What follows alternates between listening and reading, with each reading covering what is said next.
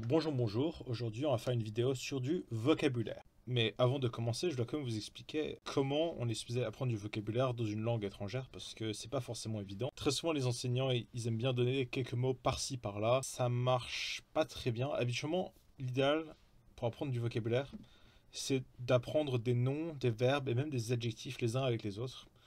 Mais là on va plutôt se focaliser sur des verbes et des adjectifs. Enfin, des verbes et des noms. Donc, on va lier un verbe avec un nom dans des expressions. Donc, là, c'est le premier gros bloc de vocabulaire, c'est celui de la maison. Et je vous rappelle que ce qui est important dans une seconde langue étrangère, c'est de pouvoir vous exprimer comme vous vous exprimez dans votre langue originale dans une seconde langue. Donc, on va commencer. À chaque fois, je vais lire la phrase, mais je crois que je vais pas tout écrire parce qu'il y en a vraiment beaucoup. Donc il va falloir suivre à l'oral. Et de toute façon, je pense que le français, vous le connaissez déjà, donc c'est surtout l'anglais sur lequel on va se focaliser. Je vais juste, hop, mettre ça là, comme ça vous pouvez suivre avec moi. Donc ça commence par to own a house, qui veut dire posséder une maison. To rent a flat, qui veut dire louer un appartement. To belong to a landlord, qui veut dire appartenir à un propriétaire. To lease a council flat. En fait, council flat, c'est une expression pour dire HLM, mais anglaise. Un peu comme les Anglais, au lieu de dire la Sécu, ils disent le NHS, National Health Service. Et ils contractent. Et lease, c'est un autre mot pour louer. To turn out a tenant. En fait, a tenant, c'est une façon de dire quelqu'un qui est un locataire. To turn out, ça veut dire mettre dehors. To give notice to a host. To give notice, ça veut dire que l'on va partir. C'est donner une notification en fait. To have furniture, to furnish a lodging. To have furniture, ça veut dire avoir du mobilier. Et to furnish a lodging, ça veut dire amener du mobilier dans un logement. Lodging, c'est un synonyme de logement. To stay as a paid guest. To stay, c'est dire rester, donc ça veut dire rester en tant que guest, ça veut dire invité et payant. En gros, c'est un invité qui paye, c'est un locataire. To move out from an apartment. To move out, ça veut dire quitter, donc ça veut dire quitter un appartement. To have a building built. To have a building built, ça veut dire avoir un bâtiment construit. To hire a real estate agent, ça veut dire embaucher un agent immobilier. To find a house for sale, ça veut dire trouver une maison qui est à vendre. To recruit an architect, ça veut dire embaucher un architecte. To recruit et to hire, c'est-à-dire la même chose. Et j'ai oublié de dire, il y a le dernier mot qu'il faut connaître, c'est to fire, qui veut dire virer. Je ne l'ai pas mis, mais je vous le dis, c'est F-I-R-E. Ça s'écrit comme un feu. To make a blueprint. Ça veut dire faire un plan. Faire un plan. En fait, a blueprint, c'est le plan d'architecte sur le papier bleu. To pick a site, ça veut dire choisir un site. To buy a property / an estate. En fait, en anglais, il y a deux mots pour dire propriété. Il y a property, qui peut vraiment être tout et n'importe quoi, et estate. En fait, un estate, c'est genre, habituellement, c'est une habitation avec de la terre autour. La différence entre les deux, c'est que property, on peut pas vraiment dire, quand on dit he has some property, c'est-à-dire il a des propriétés. C'est un peu indénombrable, le fait, property, alors que estate, c'est dénombrable. On peut compter les estates. To build a wall, ça veut dire construire un mur. Et d'ailleurs, l'opposé de tear down, de build, c'est to tear down. C'est d'ailleurs ce que Kennedy dit dans son discours vis-à-vis de Khrouchtchev, c'est tear down that wall. Non, c'est Reagan. To tear down, c'est l'opposé de to build. Ça va le mur de Berlin. Après, il y a la gestion de la propriété, running a property. To tidy a yard, ça veut dire... En fait, a yard, c'est une cour. Donc, to tidy a yard, ça veut dire mettre de l'ordre dans la cour. To lay wallpaper, ça veut dire mettre du papier peint. To plug an outlet / socket, ça veut dire brancher une prise. En fait, outlet et socket, ça veut dire prise. To settle into a dwelling, ça veut dire s'installer dans une habitation. Dwelling, lodging, house, home, apartment, c'est quasiment tous interchangeables. Après, ça dépend parce que apartment et house, c'est pas interchangeable. Mais peu importe où vous habitez, c'est votre home. C'est votre foyer, en gros. To have a housewarming party, ça veut dire c'est quand on s'installe, on invite des gens. Ah, là, il y a les daily activities. C'est les choses que vous faites. Par exemple, il y a to put up a fence, to fence in, qui veut dire mettre une clôture. To sunbathe in the garden, qui veut dire prendre un bain de soleil dans le jardin. To park in a garage, se garer dans un parking. To store in a basement / cellar. To store in a basement ou dans un cellar. En fait, cellar, ça veut dire une cave, et basement, ça veut dire un sous-sol. Et to store, ça veut dire stocker. Donc c'est stocké dans une cave ou dans un sous-sol. To set up an area, ça veut dire mettre en place une zone de la maison, par exemple une zone pour travailler, une zone pour écrire, une zone pour faire des vidéos YouTube. Ça marche pour absolument toutes les zones possibles. To go up to the loft slash attic. Un loft et un attic, c'est des pièces en hauteur. Attic, ça veut dire grenier. Loft, c'est un endroit, habituellement c'est un grenier aménagé où on peut dormir. To sleep in your room, c'est-à-dire dormir dans ta chambre. To lock your door, c'est-à-dire verrouiller ta porte. To open your windows, blinds and curtains, ça veut dire ouvrir tes fenêtres, tes volets et tes rideaux. To paint the ceiling, ça veut dire peindre le plafond. To sweep the ground, ça veut dire balayer le sol. Et là, on arrive dans having visitors. To visit, to be a guest, ça veut dire visiter quelqu'un ou être un invité. To have visitors slash guests, ça veut dire avoir des invités ou des visiteurs. To look an address ou someone. To look up an address, to look up an address or someone, ça veut dire aller ou sur internet ou dans un annuaire pour trouver une personne ou un endroit. To open the gate, ça veut dire ouvrir le portail. To knock at the front door, ça veut dire frapper à la porte. To wait on the doorstep, ça veut dire attendre sur le pas de la porte. To ring the doorbell, ça veut dire sonner à la porte. To pass the threshold, ça veut dire passer le foyer de la maison. To greet slash to welcome someone, ça veut dire accueillir ou saluer. C'est presque la même chose.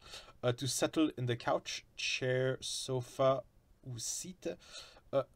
To settle, ça veut dire s'installer. Seat, ça veut dire siège. Couch, ça veut dire canapé. Chair, ça veut dire chaise. Sofa, ça veut dire sofa. C'est une espèce de canapé, mais il n'y a qu'une seule place dedans. To cross the hall, ça veut dire traverser l'entrée. To take the lift ou to take the elevator, ça veut dire prendre l'ascenseur. To go up the stairs ou the staircase, ça veut dire monter les escaliers. To go down, ça veut dire descendre. To get comfortable, ça veut dire s'installer confortablement. Safety, ça c'est tout ce qui a à voir avec la sécurité. To secure the premises, to lock up the house. To secure the premises, ça veut dire sécuriser les prémices, en gros l'endroit où on est. To lock up the house, ça veut dire verrouiller la maison. To turn the key, ça veut dire tourner la clé. To hold the handles slash the knob, ça veut dire tenir la poignée. Et knob, c'est une espèce de poignée ronde. Je sais pas vraiment s'il y a un nom spécifique en français. To unlock the bolt. En fait, un bolt, c'est un verrou intérieur qui peut que être verrouillé de l'intérieur. Là, il y a lunches, qui veut dire les repas.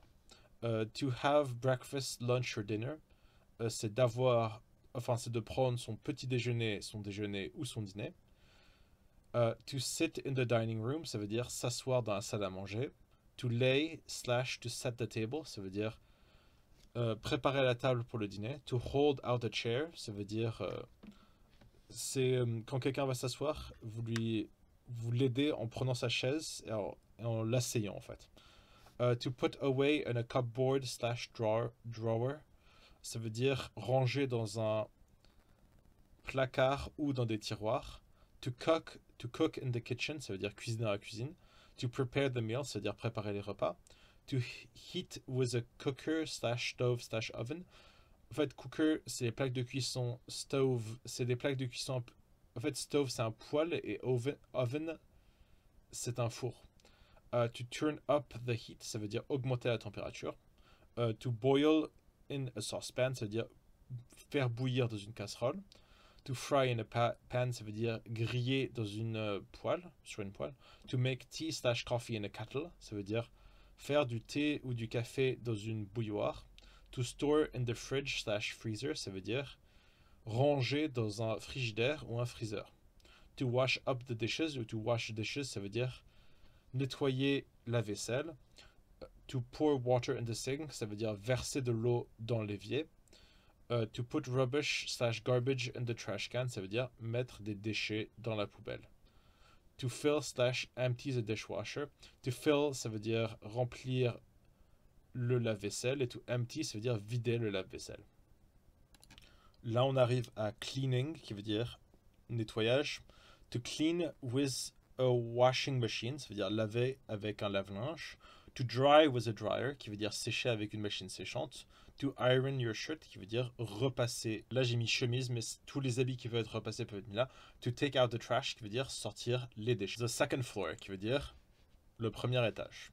Parce qu'en anglais, le rez-de-chaussée, ça ne se dit pas, tu dis juste the first floor. Donc il y a to sleep in the bedroom, qui veut dire dormir dans sa chambre. To go upstairs, qui veut dire aller à l'étage. To go downstairs, qui veut dire descendre à l'étage d'en dessous. To mind the steps, ça veut dire faites gaffe aux marches. To rent an extra bedroom, qui veut dire mettre à louer une chambre supplémentaire. To play in the game room, qui veut dire jouer dans la salle de jeu. To sit down on a stool, on a chair. A stool, c'est un tabouret, une chair, c'est une chaise. Donc, c'est s'asseoir sur un tabouret, une chaise. To work in an office, qui veut dire travailler dans un bureau. Tu peux avoir une pièce à part entière de la maison qui sert juste à travailler, qui s'appellera un bureau, comme un bureau de travail. Bedroom, qui veut dire la chambre. To store in a closet slash chest of drawers slash wardrobe.